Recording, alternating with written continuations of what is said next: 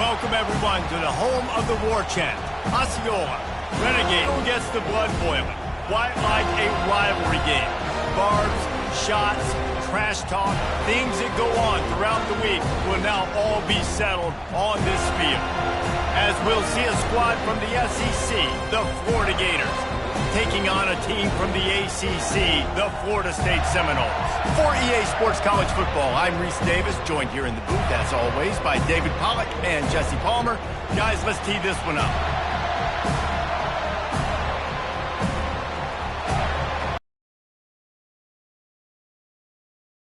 And we'll get started. On the run from inside his own 5. Good job by the coverage unit to stop the return man. The Gators' return team didn't help matters out much with that one. The Sunshine State is so rich in talent. The players have known each other in many cases for a long time, and that brings the intensity to a fever pitch. And they do not like each other, Reese. 3 of the 4 years that I was a part of this rivalry game, there were bench-clearing brawls in the middle of the field before opening kickoff. This game just feels different. The offense making a statement early in this game. They're going to open the entire playbook, and they're going to show this defense so many different looks and try to keep them on their heels. I love that play call. You could see the defense wasn't sure what was going on. From the gun, they'll try to impose their running game. Not much there. Picks up a couple to the 22. This rivalry only dates back to the late 50s, but what it might lack in long-term history, it more than makes up for in disdain, guys. And historically, this game really has meant a lot. You go back to the 90s, this was basically a de facto national championship game before the championship game. Remember, they played twice back in 1996, the year Danny Werfel won the Heisman Trophy, so this game always means a lot. These two guys, just on the same wavelength, they make clutch connections all the time. And that's practice, man. That's all summer. That's all spring. Just so many hundreds and thousands of balls where you know exactly when that guy's going to break. You know he's a stud. You're going to feed him, especially on these third down situations. Defense not budging. He's still able to get 2 to the 29. Yeah, and the running back didn't get much here, but, you know, you clearly want to always establish the tempo, run the football, be consistent, make that defense physically meet the challenge.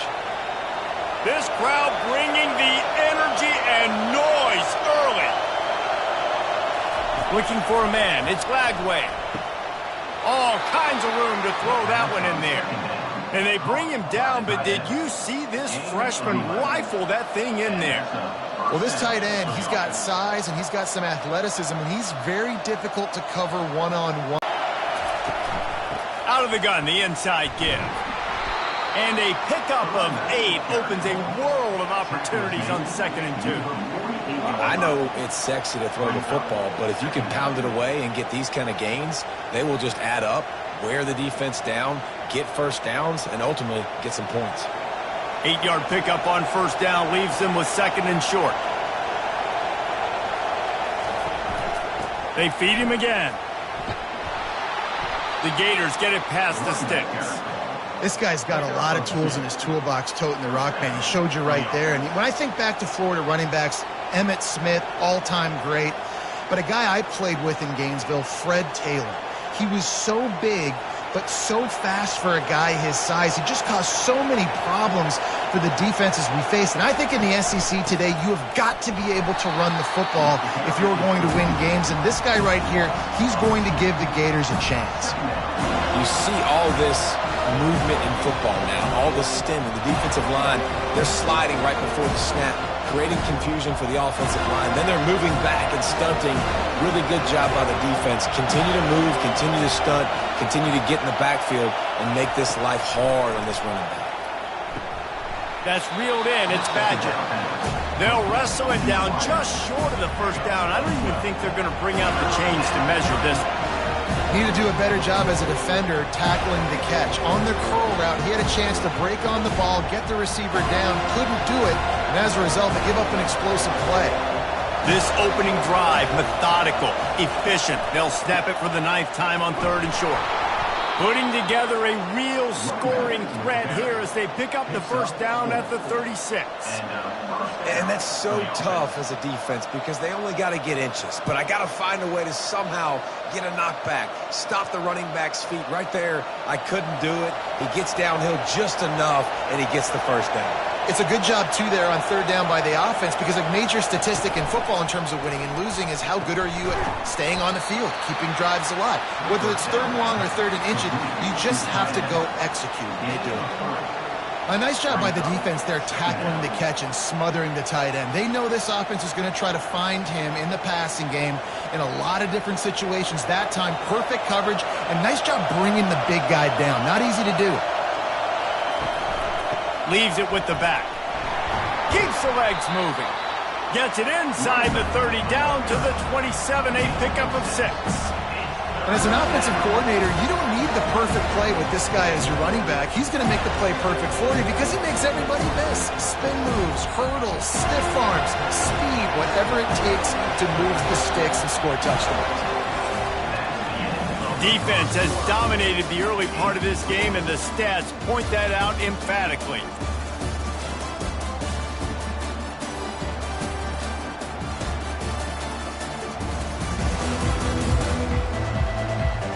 Both sides trying to find a little rhythm and efficiency and move the ball some here as we start the second quarter.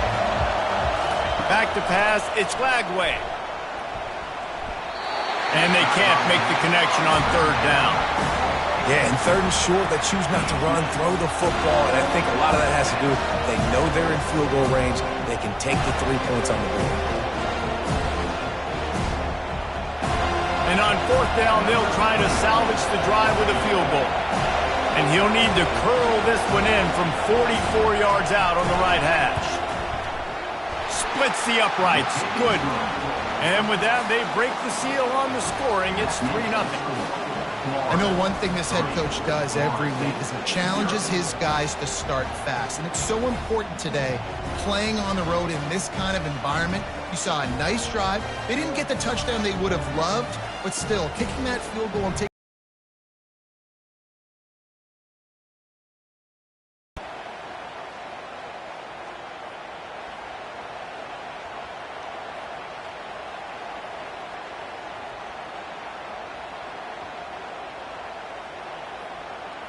So after the made field goal, they'll kick it away and rely on their defense. And they desperately wanted to attempt a return, but decided not to. Instead, they'll take the touchback. So the Florida State Seminoles offense will take the field for the first time. Here are our impact players for this game, and it goes beyond executing an assignment to make an impact in the game. Yeah, obviously we were talking to both coaching staffs this week, and we asked them who needs to step up and play well. They immediately pointed to these guys right here. They are the key for their respective teams. Yeah, and they don't always show up in the box score, but these are the guys that are the leaders. These are the guys getting everybody. Finds his man. It's Benson. They'll get him on the ground at the 46, and it'll be a first down. Much of this Seminole foundation was built around great quarterback play, some legends at that position. Some awesome guys that spread it around to elite playmakers, and it's just a great history at Florida State. They've been up and down in the recent history, but this team back in the day, man, Doak was rocking. Everybody wanted to be a Florida State Seminole. The offense setting up shop at the 46, 1st and 10. Looking to throw, it's Glenn. Almost intercepted. It'll fall incomplete. The defense almost came up with a turnover. Seminoles were able to squeak out a close one the last time they saw the Gators. And in that game, the Seminoles just made more plays. It reminded me of back in 1998 when we lost up in Tallahassee, and that essentially knocked us out of the national championship picture. That's the impact these games have in this rivalry. They've got the screen set up, and he never had a chance. As soon as he caught it, the defense was right there. You know, this linebacker is a special player because not only is he good making tackles in the open field, this guy can cover. And you saw a great example of it with that running back. Now trying to keep this drive alive on 3rd and long from the 45. From the gun, wants to pass. Takes a hit as he fires. And that pass picked off. And they'll drag him down after a good return on the interception. Not only a great play, but tremendous discipline by this sophomore to make the pick.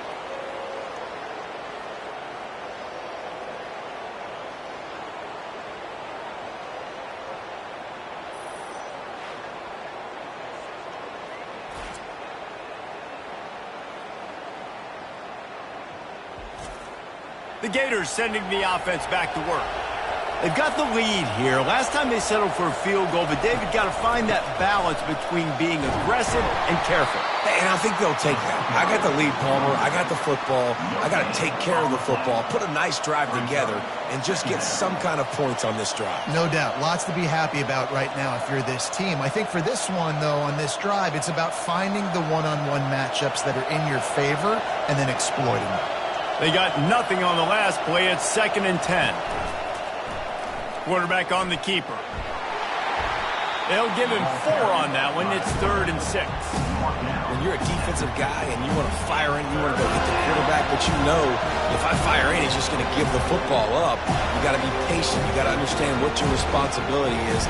Then you see when he keeps the football, you got to go tag him. The problem is these guys are such good athletes. They're so hard to catch once they do pull the football, but it's kind of like the hidden hat trick, you know, where's the ball?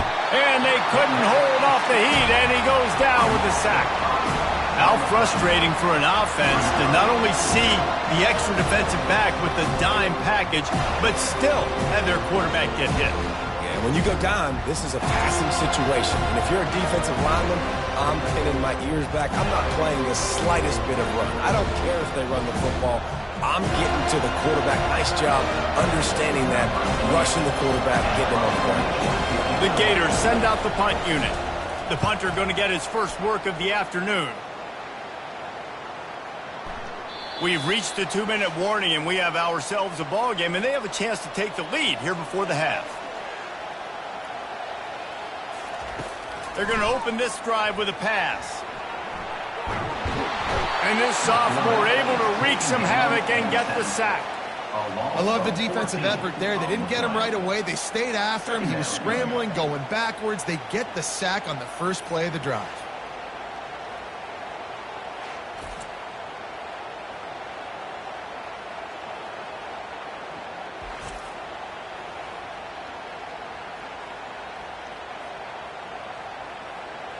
And now they have enhanced their degree of difficulty on 2nd and long from the 6.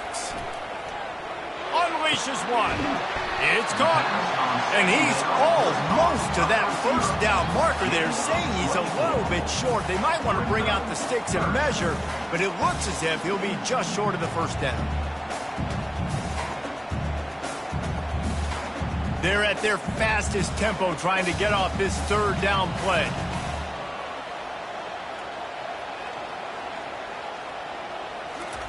Looking to throw for it. Grabbed in the middle. It's Toafili. And he'll ramble to the 34 before he's finally knocked down.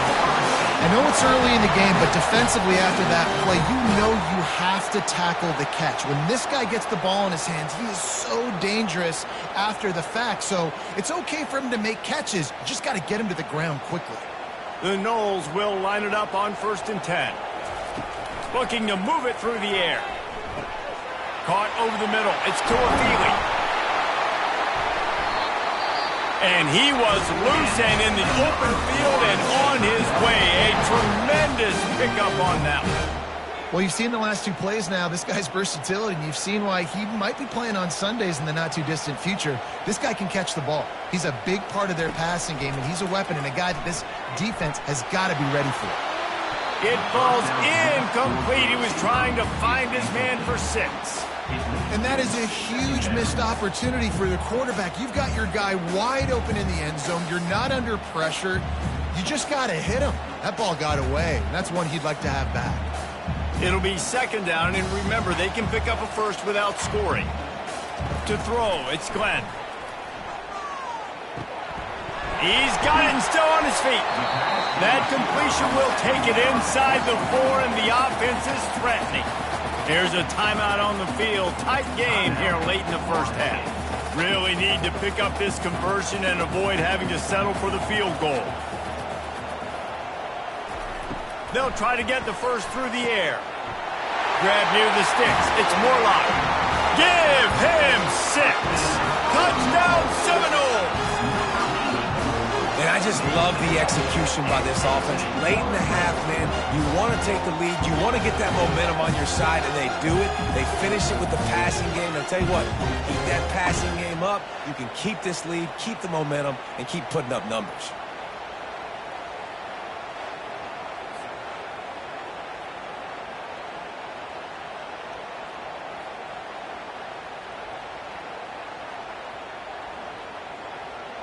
Lining up to tack one more onto that lead.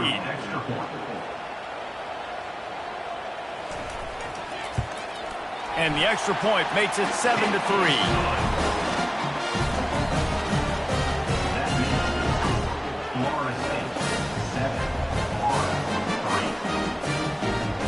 So they got the touchdown, and as they kick off, really important for the defense to shut them down here. On the move from inside his 5. And they'll get him on the ground as the offense comes out to start the next drive. So let's see how they play it in this final 30 seconds of the first half. They'll come out on this drive and let it rip. He's got his man. Tackled almost immediately. They're well short of the first down. The thing I like about this slot receiver, he's really intentional in his route running. The quarterback always knows exactly where he's going to be on the field. They've got great chemistry together. One more snap coming before juice boxes and orange slices. Scanning the field, it's Lagway. Fires to the wideout. Got his man downfield. They finally make the stop. That's going to make those halftime stats look a little bit nicer as we head to the break. That's the end of the second quarter. That means it's time to join Kevin in our halftime update. All right, gentlemen. Seldom do the rational turn irrational the way they do when these two teams and fan bases get together in the Sunshine Showdown. And it's been said football is a game of inches. And guess what? Based on the comparison between third down conversion rate today and the average yard per play, how can you argue that? I mean, the low-lying fruit is to look at some of the explosive plays we've seen and panic. But really, this game is going to come down to which team is more efficient when they have the ball and how they play when it matters most. With that, let's throw it back to the guys to see how the battle between Florida State and Florida plays out. Looks as if we're set to crank it up here in the second half. Fielded in the end zone, it's Lucas. Gets it out to the 20, about 5 yards short of where he'd be if he'd just taken a knee in the end zone. The Seminoles have it back. They'll try to get that offensive spear flaming. The sledding has been tough. Scores have been at a premium, Jesse, and every possession seems like it could switch the momentum of the game. Yeah, Reese, for this offense, just feels like they just haven't been as physical. And for this offensive coordinator, David, he's having to go deep into the playbook just to try to generate a first down. Well, and the good thing is there's not a ton of game pressure because the other side's not scoring either. But if you can find that one thing that get that one positive play, and then maybe you get those juices going and something can start to build.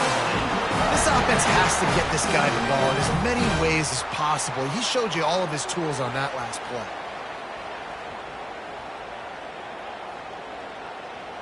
Lining up from the 34 on first down.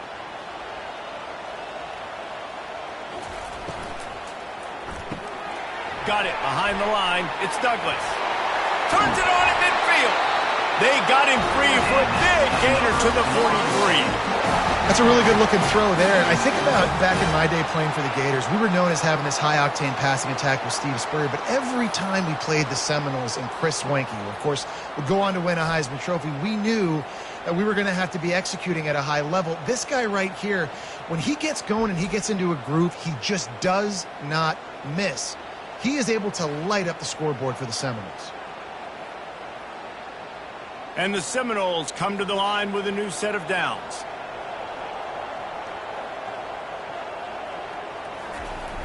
Off the play fake on first down to throw. Tight end finds a soft spot. And that play just looked to be a mess from the snap, and he's run out of bounds behind the line of scrimmage.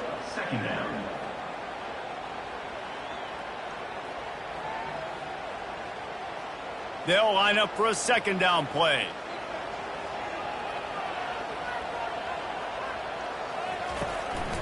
From the gun, he leaves it with the back. How much does it help your blocking scheme to have a guy who finds the crease? He gets to the 39. When running backs square their shoulders up, it's when they have the most power. You see him square his shoulders up, break tackles, be strong, continue to plow his way forward, just making it really easy on everybody in this offense by breaking tackles. Looking to throw, it's Glenn. Coming after him. And this sophomore able to wreak some havoc and get the sack. And the defense there goes zone coverage, maybe confused the quarterback a little bit, forced him to hold on to the football, and that allowed the pass rush to get home.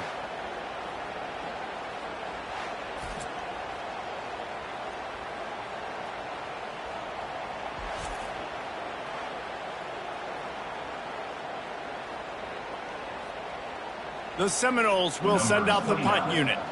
First punt of the day, and he'd love to lock them up close to their goal line. And they'll let that one go, and it'll roll out of bounds. Florida has the ball back, and here comes the offense. And in a low-scoring game like this one, David, every possession is magnified. And I think more than anything, it just gets frustrating. And you got to put that behind you. You got to see what this defense has been doing to be so successful. Palmer, now use it against them. Yeah, David, I think for a play caller, this is tough, right? It's like you have to have the perfect play on just to get a first down. In these types of games, I think you're just trying to get guys out in space, see if a dude can break a tackle. Maybe that generates an explosive play, and it breaks this trend. The give to the back. Gives him a little breathing room, picks up 5 and gets it to the 7-yard line. I think one of the hardest things to do is stick to the run when it's not working. But it's those runs right there that are the reason why you have to do it, right? You can't get too one-dimensional. Keep slipping those runs in there. Keep getting a little bit of positive yards. Next thing you know, you look up and you might break one of those after you got them a little bit tired. Fights his way for a couple, but stopped short of the marker. It's 4th and 1.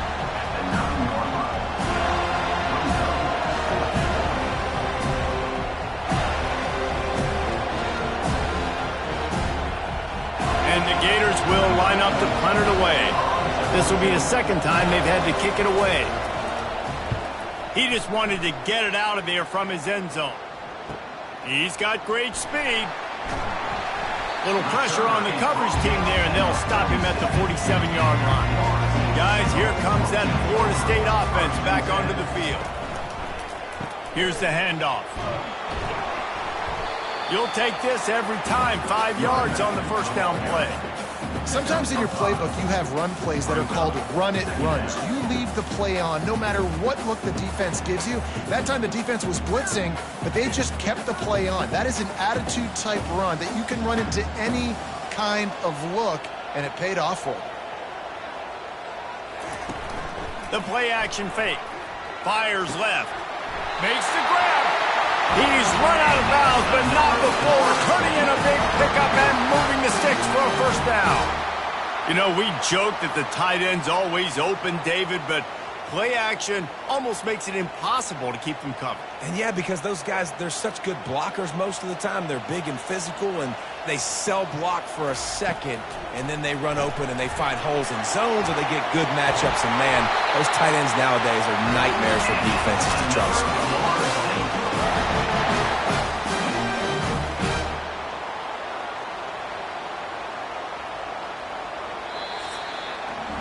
That's the end of the quarter, and Florida State has the lead. They've done the work to build a nice cushion. Now to bring it home as we check out the stats after 3 quarters.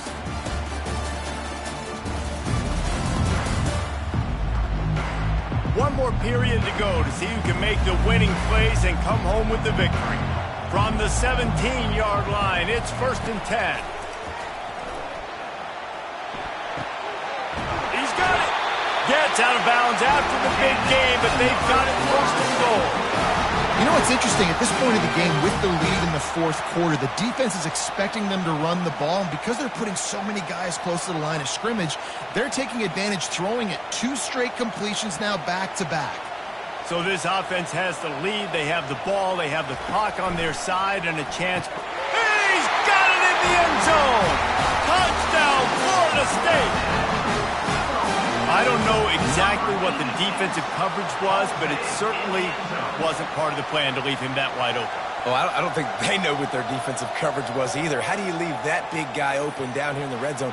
You know the quarterback loves the big tight ends in this area. Really poor job by the defense.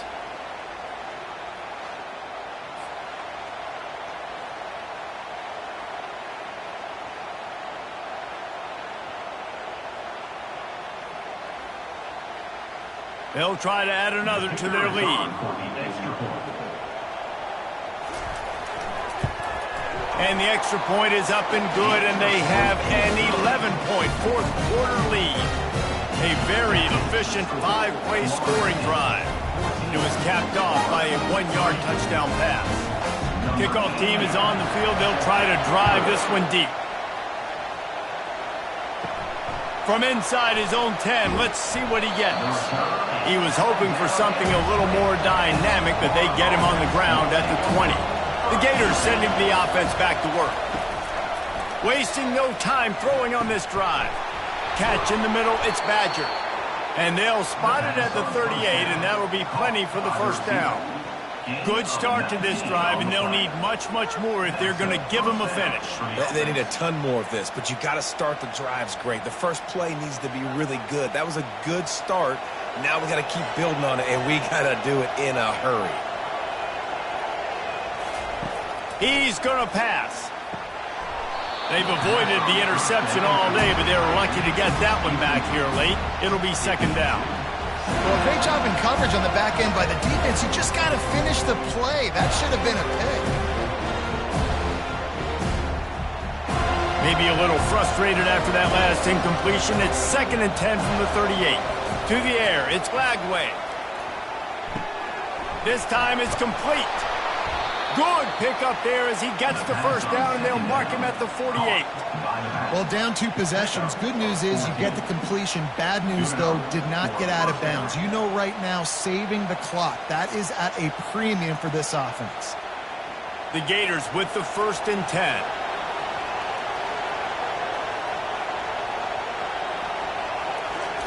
He's looking to throw it. Got it in the middle, it's Wilson. Really putting together a threat now. They get the first, it's at the 37.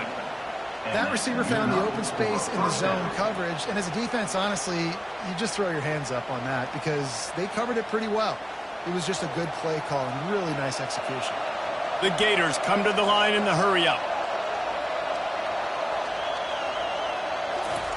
They'll throw it on first down. Looking to the big tight end. Wide open downfield. And they'll finally catch up to him, but not before a big chunk of yardage is picked up. Man, this offense is so dangerous, Reese. They've got dudes all over the field that can make plays. There's a big gainer in the pass game. You get a chunk of yards like that, now the defense is really on its heels. And the Gators are threatening in the red zone.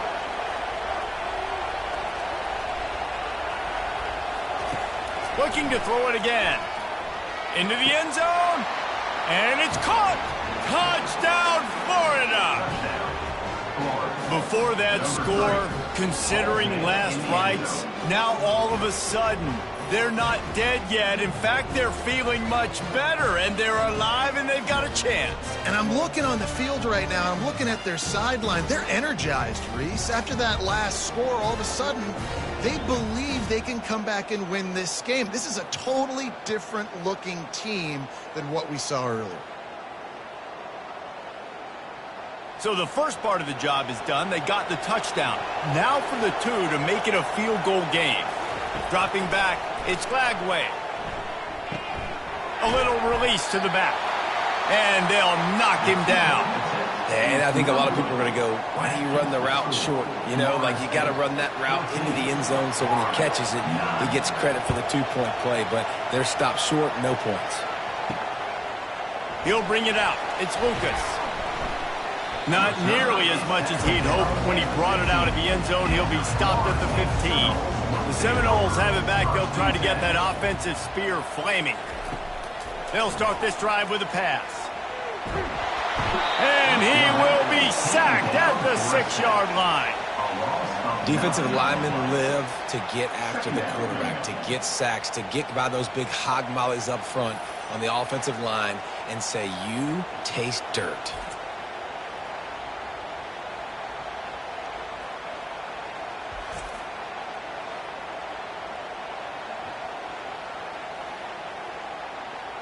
And now they have enhanced their degree of difficulty on 2nd and long from the 6.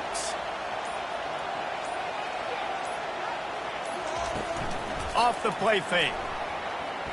He lofts it high and deep down the left side. A big-time catch along the sidelines. Got the foot down and an excellent throw, too.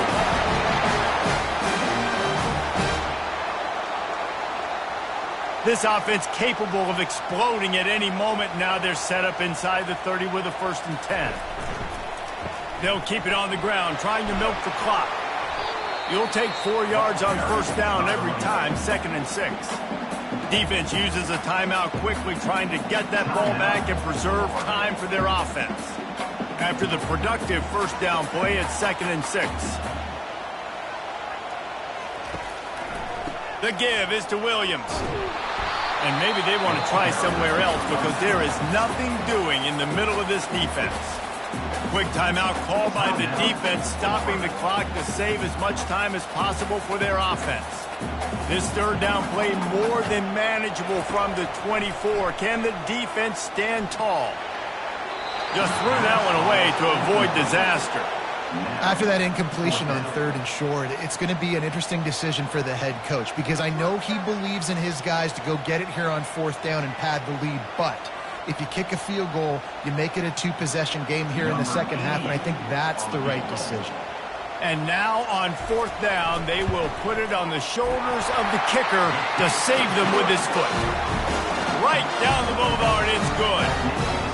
Well, that's a huge kick right there because now the opponent has to score a touchdown here in the 4th quarter. That put so much pressure on the opponent. Nice job by the special teams going out and executing in the big moment.